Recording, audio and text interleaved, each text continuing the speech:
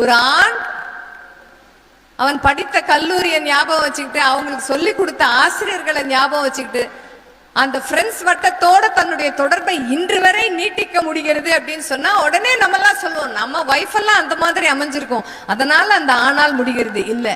Wife எப்படிப்பட்டவளா இருந்தாலும் நட்பு எல்லையை வளர்ப்பதற்கு ஆணுக்கு நிகர் ஆண் மட்டும்தான்.